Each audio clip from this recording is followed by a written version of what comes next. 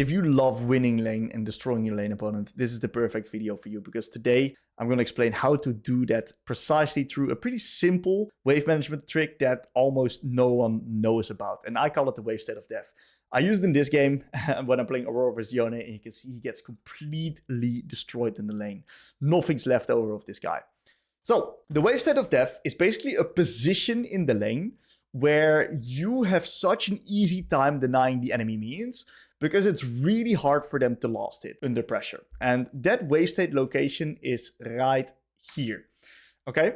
The wave state of death is what I like to call inside tower range, but also inside minion range. So what you'll see a lot is that whenever you crash a wave in a tower, there's either a few things happening. Either there's no minions, so all of these minions will just die at a very structured time, or there is going to be minions hitting one minion of us because they all focus on the same, making it really easy for the enemies to still fix their minions to last hit them. In this particular position, in this pocket in the lane, all right, is the moment where it's barely in turret range, but all of these minions are now going to spread out, going to hit different minions. Plus, Yone cannot hit all of these minions under his tower right here, but he actually has to walk closer to me, and therefore he's vulnerable of getting hit by skill shots. This is the wave state where if you manage to get it in this pocket, you're going to be able to get so much harass off onto the enemy champion and deny them so many minions because they need to walk up closer to you. Plus, they need to be in a position where they manage the waves really, really well. And you see the best players in the world, they're very good at getting the wave in this particular state. So I'm just going to play out the vault and I'm going to elaborate a little bit how I get it there. Now, wave 1, I push wave 1 fast, but not too fast. If I push it too fast, the wave gets too close to the turret, and it's quite easy for him to CS. And you see that it's so hard for him to walk up right now without getting hit, and it's also really hard for him to now just get these minions for free. Now this next minion wave is now stuck slightly outside of that position, and because of the minions out-attacking these creeps, he can't properly CS it with his Q, and he's just dropping a bunch of creeps, plus he needs to walk up closer towards me, making it so hard for him to CS. Now, caster minions are a bit of a unique one, because it's quite easy for him to just CS the caster minion.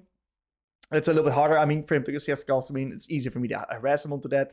And you see on wave 3, what I do is I slow push this one right now, because if I hard push this one, then it's going to be a little bit tricky. He gives me a beautiful, beautiful trading combo. And you see that the timing of this minion crashing under the tower, this wave, now makes it super hard for him to play. You see all of these minions are now also getting hit by the rest of the creeps here, and therefore he's missing out on minions. And not only is he missing out on minions, he's also dropping insanely low because constantly he's trying to walk up, I'm able to hit him. And I'm kind of keeping the wave in that pocket, making it very hard for him to breathe. And in this case, I'm also able to now solo kill him because he took so much damage. Beautiful position. Now, there's one important thing to note that you got to be very, very careful with, because it's really easy to mess this up and actually get into a pretty bad position.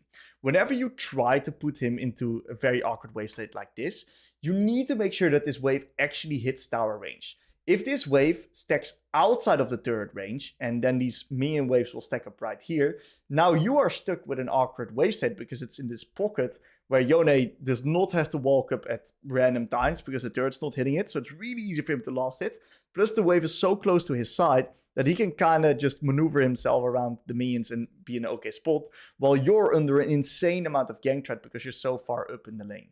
So if you push a little bit too slow, you got to be very careful. And that means that what you want to do is, while you are slow pushing the previous wave, your eyes should be on the incoming next wave to identify when they are actually when they are actually joining in here. That means that we look right here at the next wave. So you can have a basic idea of, okay, do I need to push faster? Do I need to push slower? Those are the key things that you then have to figure out by looking at the next wave.